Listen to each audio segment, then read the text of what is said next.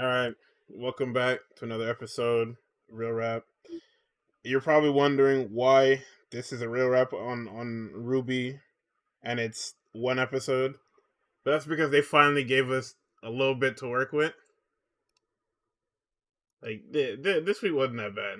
It was better than the first 3 weeks. First 3 weeks they actually did nothing on screen Yeah, like that. like it was the classic trope of, I watch something, I feel fucking nothing. And a lot of you are probably maybe not able to relate to that, but that same feeling you niggas get from playing League of Legends, Valorant, and Overwatch was the same feeling we were getting from those first 3 episodes, pretty You much. really didn't have to do that. I mean, it makes sense. It I'm makes just sense. saying. I used to be in those that actually, yeah, I used to be in those trenches. It makes Used to sense. be, by the way, Now Valorant is avid dumb Valorant fun. player. It's dumb fun. It's not good fun. It's dumb fun. What the hell does that mean? I can turn my listen. I load up to Don't Valorant. don't say it. It's like it's like a cartoon. You know what I'm saying? You never know what kind of episode you're going to get, what kind of character you're going to meet, what sort of nonsense is going to approach you. You don't know. You never know. You never know. But you know, Ruby episode was. I don't want to say it was good because we still did have issues with it, but they're trying. It's They're good trying. in the context of the first 3 episodes. Yeah. Uh, Jesus Christ. I want to say specifically they introduced a new character into this like show because we still do have Robbie Damon Cat, and we also have this new character, the herbalist, which is this like bug nigga. Um, he's mad cool because like He I was think mad Guardy, cool. yeah, they slimed him, but Guardy brought up the fact that like the dialogue seemed a lot better. And at first I was like, what is this nigga talking about? But then we rewatched the episode and it seems like for like literally only for the Robbie Damon cat and because I'm not calling him Curious Cat. That's stupid. But the DC, Robbie man. Damon cat, Closed caption. nah, hell no. Oh, my fault. Robbie Plus, Damon cat and the herbalist have like these really they're fairy tale characters, so they talk in this really weird way. it's plagiarism. And kinda, but there's less effort into them because they don't yeah, they don't rhyme everything. They should have. I think that would have been hard. Uh, hard to write, yeah, but also would have been cool. Good. Challenge them, please. Yeah, Miles has been getting with writing this bull jive for X amount of years. Please force him to write. like I don't like Team Ruby dialogue, but I very much do like these the way that these new characters talk. They don't get exactly they don't say exactly what's on their mind or exactly what they're thinking. They try to make the others think about what's going on. Because that's what the herbalist did. He was trying to get all four of them to like answer him what is a huntress.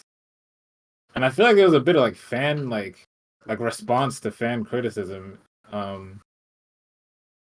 in this It episode definitely too. felt meta commentary ish with the way they kind of just dug stuff up from the past.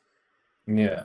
Because when they're walking through, I guess you could call it a meadow with CC, they tell him, they basically give him the rundown of the first 8 volumes, and then they get to doing the meta thing of, oh wow, so you mean to tell me Ozpin and, or I guess Ozma, whatever you want to call him, and Oscar share a body? That's kind of fucked up. That's kind of fucked up, man. And then you get to Shorty from the Vital Festival, which is like the big one. I forgot her name already, but CL? yeah, no, that I think that one is crazy solely because that's such a far reach. That's so far back. Like Yeah, who and only who is one this a person shot would at? have like it can't be a well it was that was everybody's thing was just well not everybody but a lot of people were just like yeah CL was Penny's handler back in volume 3 where's she at now that we're in Atlas because she was like one of the only named Atlas characters besides Flint, Neon, Ironwood, and Penny was just like, all right, we have this supposed Penny creator that we've never seen before.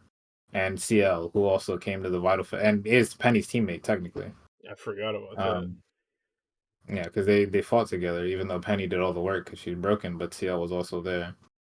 So when we got to Atlas and everybody was like, "Where's CL?"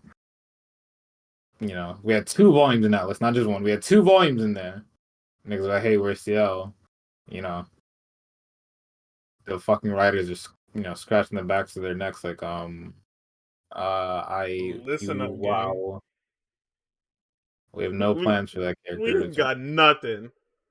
They gave us like 2 worthless Team Neon. Is it Team Neon? I forget what that Team team's name. Funky. Team Funky fucking cameos. I don't get TL. Even though it would have been really cool to see how like TL would have reacted to losing Penny the first time. I understand if they brought her back, then that's probably what it was. It's just like, all right, she's her handler, and Penny died the first time, and she was nowhere to be seen. So if CL's back now, then they would have had to like have her around all the time. And then they also what CC also said was like, oh yeah, bloated cast and all that. There are a lot of people here. Like he addressed that critique too. And I was just like, yeah, that is a lot of people. So I mean, I guess I understand why, but they could always come up with some bullshit like, yeah, after she lost Penny, we reassigned her elsewhere. Like she's at fucking, I don't know. She could have been with Cordovan or some shit like that. I That think was cool. that's okay though, because realistically, no, a lot of people didn't remember that character. And here's the thing: if you do remember that character, you've watched this show over a lot, gang. Either that, or you have photographic memory, Yeah, because that's a character that's a one and done character. yeah. I mean, it is something that people are going to ask because she was not conjoined to Penny at the hip, but she was seen with Penny on more than one occasion. So, um, No, for sure. it's not like that's not something I'll damn them for, but I would have liked to see it if that makes any sense. No, you're right. Yeah. He also brought up in the forest. He brought up like the relics too. Like, damn, how many relics does Salem have now? Wow. How are you This guys is gonna kill crazy. her? He keeps punching them in the. He keeps punching Ruby specifically in the chest, and Yeah. it's good dialogue because not only is she already in the mud, it's basically getting rubbed in her face. Like she's already feeling bad and responsible for them losing in that damn information superhighway. But now she has to hear this damn cat who knows nothing about the situation give his thoughts on it. The Yeah. herbalist. Oh wait, no. Alex. That whole situation of them talking about Alex to get CC's attention and him talking about, oh well, she could never see further than her nose, hinting at, some sort of foul play, or I don't know. We assumed foul play, but realistically, what does that mean? With the way that this guy is moving, I definitely think it's foul play because he said don't talk to anybody else in the forest but me, which can be seen as like oh yeah, there's a lot of shifty motherfuckers around here, right? But also, Um, yeah, but it can also be seen as, listen, I'm fucking with you guys. If they tell you that, I will kill them. yeah. He also seems like a fucking control freak too. So whether or not you know he did something to Alex, because he also did something to the herbalist too at the end of the episode. Like he put a paw on him, and we saw some energy, transfer, and then his attitude switched up. Yeah, and then Like, he fell into the damn depths. yeah. And then I made the connection that like he fell through the world, just like Alex. So something definitely, obviously, oh, the Cheshire Cat is up to no good. I can't believe it, but But when we this were would be watching the the time. episode, I looked up Mhm. the history of that character. That character was never malicious. Uh, It was always just get you to see what you normally wouldn't see. all right. So I don't, and I guess that was the whole thing. Like that's the whole couldn't see past her nose. Is that she was Yeah. probably too focused with getting home or whatever, Yeah. and so she ended up falling through the world or breaking the rules. Because the cat is supposed to be Alice's guide through Wonderland, Right. but it's not. It's not a linear path. You have to do a bit of traveling here and there to get through Wonderland to eventually get home. And I guess Alex took shortcuts, which led to her being, I guess you could say, disqualified from the game. Yeah. So maybe it's something like, let's see. Hmm. Unless the herbalist was always like a machination of the cat, like that was always his thing, and he's trying to like get them to own up to what they're supposed to be, The which is herbalist. this idea of 100 that they all share that they're not acting on. Herbalist was whooping his ass. Or what, whooping all their asses. Yeah, That's he was probably the smoking best part it.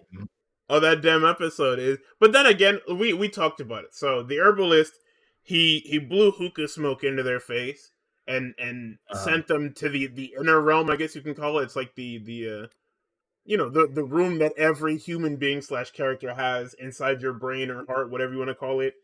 yeah, And they started talking to their I guess you'd call it not really darkest fears, but their subconscious, the things that they were going through. Like Yang's consciousness spoke about going back, getting her arm back, being whole again, not feeling whole because she's a freak of nature because she's got this damn robot arm now. yeah, Blake's ongoing struggle between choosing to be a faunus or a human, or the bridge between both, which really doesn't make any sense because you can never really live like a human once you're a faunus because, well, you have like animal, not animal instincts, but animal characteristics. So whatever negative animal characteristics you have won't allow you to blend in with humans. well, in her case, she doesn't have a tail and only has ears, and she got away with the bow for a while when she went to Beacon. No, she So was gonna get away I with that shit for forever if she didn't take that shit off. yeah, Because so nobody was paying I attention to that shit. yeah, in real life terms, it's something like if you're someone of Latino descent and everybody's saying that yeah, you could pass as white, you know, kind of like that because they keep fucking up this faunus analogy. Like I don't know how they Yeah, they keep are doing that. fucking this shit up bad. It's really bad. Because this is another thing we talked about off camera is all of the faunus in this fucking show are more man beast than they are beast man. Like the whole idea of like even Blake's dad is the prime example. This guy's supposed to be big like lion man, and he's man lion. Yeah, Like he's lion in the face and has claws. Great. But then he takes his shirt off, like he did in what was that? It was Volume 5, right? When yeah, the house was under siege, and they were all yeah. split up. Yeah. So he takes his shirt off, and he's just man. He's man with a very hairy back. Now, obviously, I'm not saying he should have been like, I don't know, like lion top half and man bottom half or whatever. But you have to go out of your way to create these characters to where, because here's the thing, the way the faunus look now, like unless you're a bug or something crazy where you literally don't look human at all, there's no reason for discrimination. Like it's crazy. Obviously you can say, oh well, that's the point, but you have to create the issue. Like there, Blake can be there can be human shaped faunus or whatever, but for the most part, majority of them have to be animal people. Like they have to be hard animal people to create this Yeah, juxtaposition. Because then you can go deeper with, oh well, the human shaped faunus get treated a lot better than the actual animals, and you can yeah. show that. you get to write something that actually feels like a community of people and how they would actually react to differences even within the community. But fam, we went to that island and they're all people. Yeah.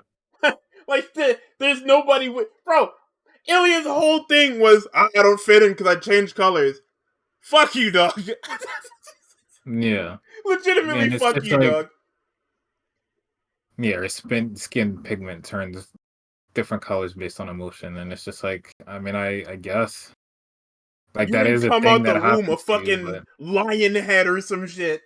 right. Fucking Tokoyami. Born a whole pigeon.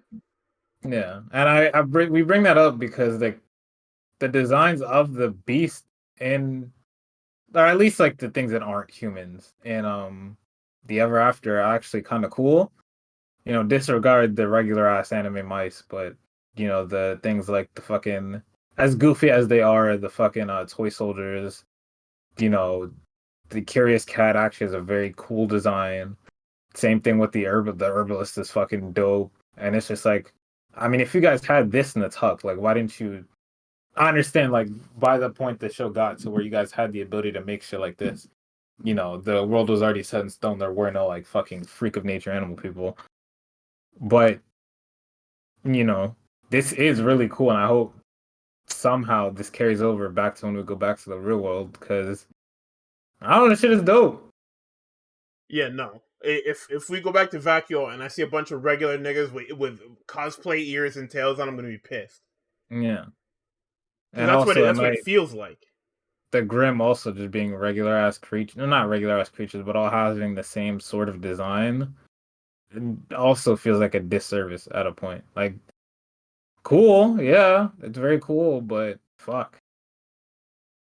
Okay, I No, don't know. you all I could don't have know. done better. This whole Blake thing, this whole faunus thing, that it's an unexplored situation, and the fact that it's been in the show, like it's been an undertone in the show, but not really an undertone for as long as it has, is embarrassing.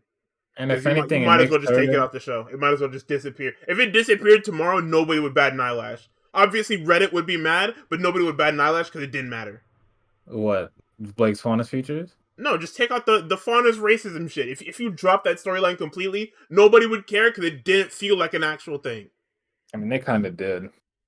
Like that Where? hasn't been part of the show since like volume Oh yeah, five. no, but I mean like because they brought it up here. You know what I mean? Oh yeah, Like yeah, yeah. it's a thing that keeps getting brought back up when you need to whatchamacallit. When you need to remind people that it exists, you just bring it back up. It's a convenient thing that they do with Blake because it's part of her character. It's not a character arc for her. It's part of her character. Like that's the thing is that oh yeah you know racism exists. Like perfect example. They did it in Ice Queendom too, Hmm. where they dialed up the racism shit, and then Blake at the end of the show is oh well I'm just gonna put this mask on and become what she fears the most. And it's like, wow, what the fuck are we doing here, guys? That Yeah, damn nightmare Blake shit. She turns into just. She doesn't even turn into anything. She just puts a mask on and she's running around in white fang gear. design isn't even hard either. Like, Yeah, it's not. holy It's moly. just Blake in black with the damn Adam mask on. Shit sucks. Well, to go back to it, we were talking about the inner space. Weiss's is, I mean, Weiss's is all right. They talk. She talks about how her family sucks, how her country is fucking Finnish, how she has no lineage anymore. She's an heir to nothing, which is yeah, it's a cool line, but god damn, they could have made the last what was it? What was that shit that was last season? No, that was yeah, no, it was last season. Let's What, the Sneed Dust Company show? yeah, volume 7 and 8 was really just peak Weiss hours, and it still didn't feel like it. It was still about Ironwood and poverty. Yeah. I mean, it's the fucking Zoro problem. Like we think that this fucking area specifically for a type of character is gonna be for that character, ends up being about a completely different character. Like you That's had the pretty Schnee cool. family value shit on screen. It's there. We visited it 3 different times in 3 different volumes. and you decided to pivot into Ironwood is a militarist, and now Ren and Nora are fighting about fucking classism. Yeah. Jesus Christ. Oh, don't even get me started on this fucking classism debate between those two. This shit just sucked. I don't know what she expected, honestly. Ren came out and said, yo, y'all will be fine. We got some shit to do. Fucking son of a noble, and you think the nigga is gonna, Well, he's agree been with you running on around with me fucking. for the last couple of years. Yeah, but he was still What does that raised a mean? certain Yeah, you way. niggas are fucking. Yeah, you niggas are kids, bro. Like, he's been raised a certain way. You had no family. And we Like, don't even know what that means or how she got where that. the We hell just did you know come she from? has. We just know she has no family. Like, that shit is crazy, man. Yeah, like I don't know.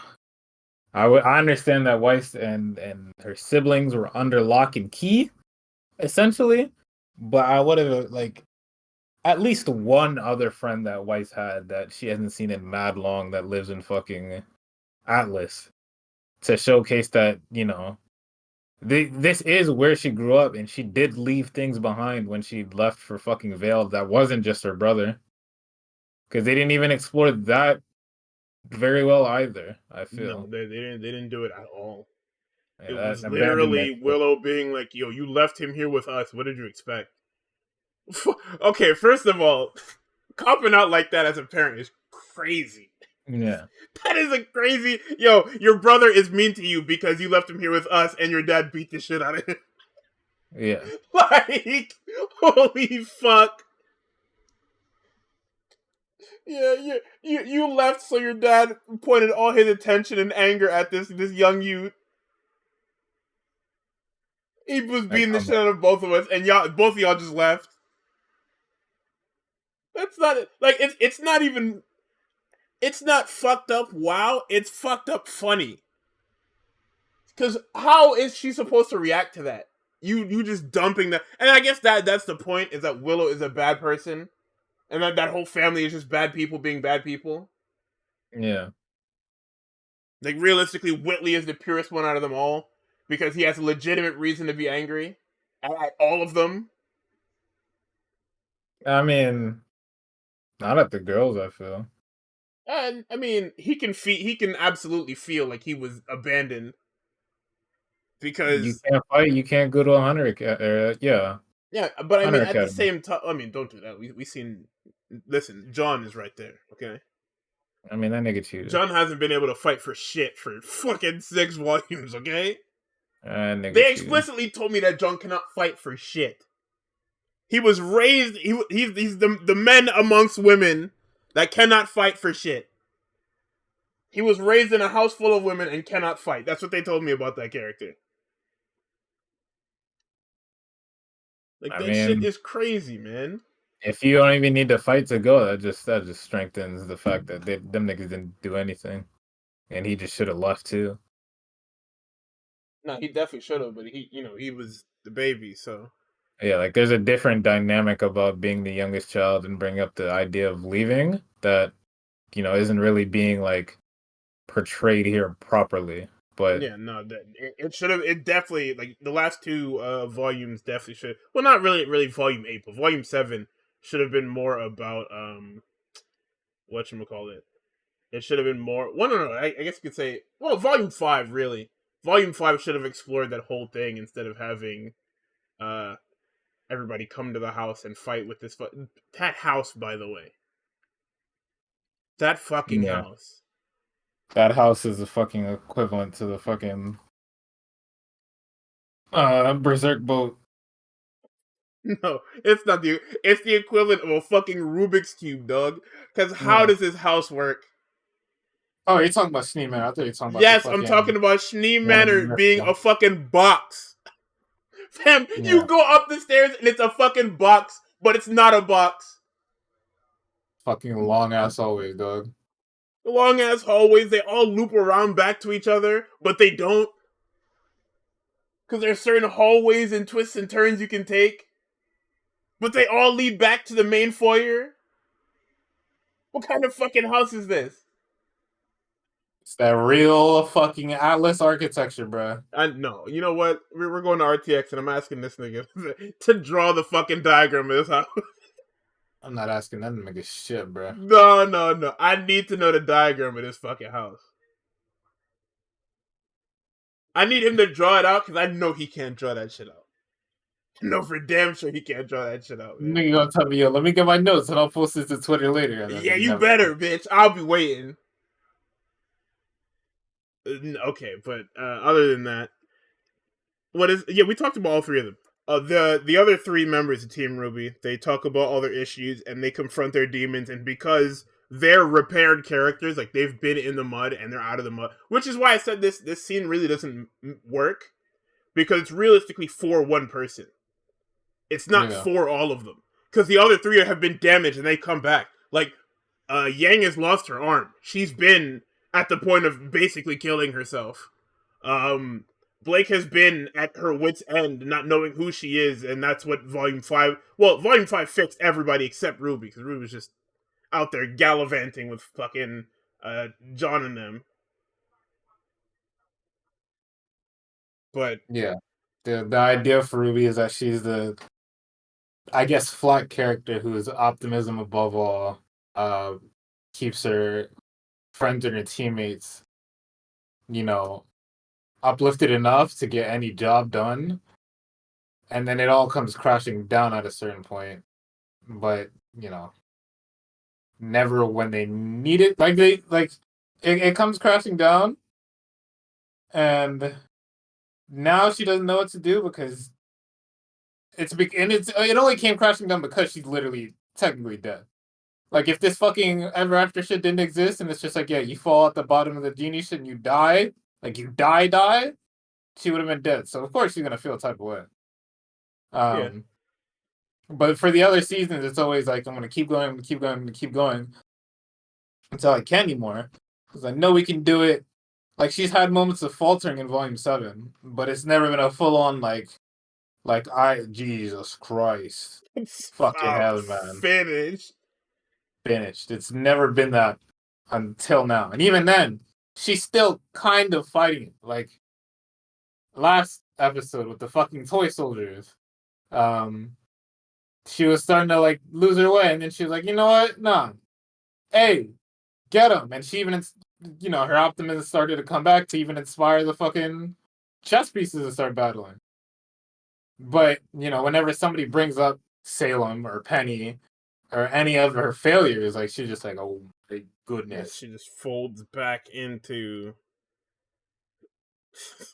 she just folds like that. That's it. And I didn't even feel like her shadow was fucking like antagonizing her either. I think her shadow was legitimately trying to help her. But I think then it should have been more antagonistic though, because it was the dialogue of it was really good because it was monotonous and you're just like, okay, well, what's the fucking point of this? And then it drops, yeah, your mom died and was a failure, and it's like, okay, whoa, wait a minute. if your mom couldn't do it, what hope do we have? Yeah, it was the irony thing, and I really hate that, but I mean, it did deliver a good punch. And that's what that character. This character needs to be beaten. Not in a Yeah. sense of physically broken, but they need to be emotionally broken down. Because it has been entirely too long of this character just bouncing around doing whatever. And you can obviously argue that there are moments in other volumes where she's not just bubbly bouncing around. Yeah, but it's like for half episode. And it never actually gets unpacked. They Yep. started to unpack it here, and then the montage ends and she's back in the mud because the cat pulled up and was like, "Yo, what are you doing here? What are you doing?" Yeah. He's saying, what are you doing? Like he didn't fucking walk off. Goddamn asshole. Yeah, you got distracted, but you guys weren't supposed to get distracted. You're supposed to walk away and not talk to anybody while I was gone. Come on now, that's what I told you to do. But that herbalist scene was probably it's one of the better things from this volume so far. Because Yeah. before it was just, and I hate the way that Team RWBY converses, and I also hate the way that they interact. with the other characters in the world, because it doesn't feel like they're actually interacting with the other characters. And, well, it doesn't feel like they're interacting with anyone. Because when they talk amongst themselves, it's just very dry dialogue that doesn't really go anywhere, for lack of a better term. It's Yeah. filling. It's a space filler. They know that these characters need to interact, so they're forcing them to interact. Yeah, Nothing about these characters interacting feels natural. it feels like they're writing for a certain point rather than like writing to write. Like it feels like like they have a clear goal of where the conversation wants to go, rather than trying to like build natural responses based on how each character would react. Like for example, that fucking Weiss burn shit. Whatever she said to where fucking Yang was like, "Oof, you fucking got him." She was Yeah, they need to stop that shit. Don't do that shit again. If I tune in next week and you guys do that shit again, it's finna be out. Hate mail Just going out. leave the fucking comedy to Little. I don't No, need it. no. That's another thing. Take that mouse off my fucking screen.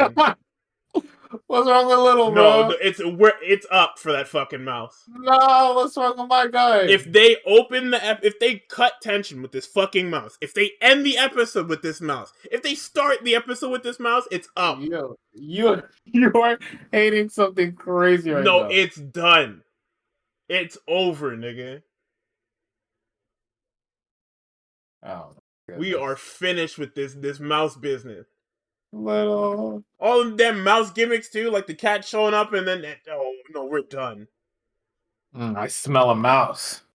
We are finished. They are finished. Where are they at? I smell a mouse. Oh, they're spoken for. Bro, get out. Oh, just get out, man. That shit is funny. Anyway, it is good to see where this is going, because they ended off the episode with the herbalist being dropped through the world. Yeah.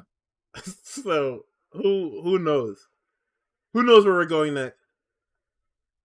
And I feel like this is the first time I'm like excited to see what that actually means for the show. You know, a little bit of hopium, right? But I feel like it's well placed because, like, as far as like monsters go, and just like mystic shit, I don't like in terms of like actual mysticism. I feel like the only thing that RWBY has really missed on, important ones for sure, but the brothers I feel like are very boring to me anyway. Because they were straight laced. There was a good one, there was an evil one. It wasn't really there wasn't any nuance. It wasn't like the brothers were both good and they worked in harmony. It was I'll be over here, I'll be over here. Yo, why are you fucking with my shit? What are you talking about? I'm not fucking with your shit, gang. Yeah. And then they fucking had a war forever. Yeah. Which is fucking corny. Like they're very much functions instead of like actual deities that stand for certain values and virtues. It's more like, hey, this guy's really good and this guy's really evil. And it's like, I mean, I guess, but you know, for this being like the ultimate backstory to the world that the fucking show inhabits is very cut and dry. I forgot we were doing this shit. Nigga. What's up, Tyquest? Hello. Oh shit, am I? Yes. We're pretty much done anyway. We said we might as well wrap this shit up. Because we've been talking for like 35 minutes. Yeah. All this to say, we don't know in the next time. If the next episode is good, you'll see us next week. If not, see you in a fucking month, guys. Yeah, we'll see you in another 3 episodes. If next week fucking stinks. Yeah. Just let this shit go, man. Oh my god. I'm gonna turn this shit off. Thanks for tuning in. Press all the buttons. Yeah, hit all of them buttons. Hit the comments. Y'all been commenting. Y'all must hate these damn videos. I get it. Yeah, they're not trying to see no RWBY, but I mean, I get it. The only thing else I have to talk about, or we have to talk about, is them these damn anime manga books and fucking. Oh, I'm the only one watching The Last of Us, so yeah, maybe we'll see you with fucking Wednesday or some bullshit like that. Maybe. Maybe. Goodbye. Good night.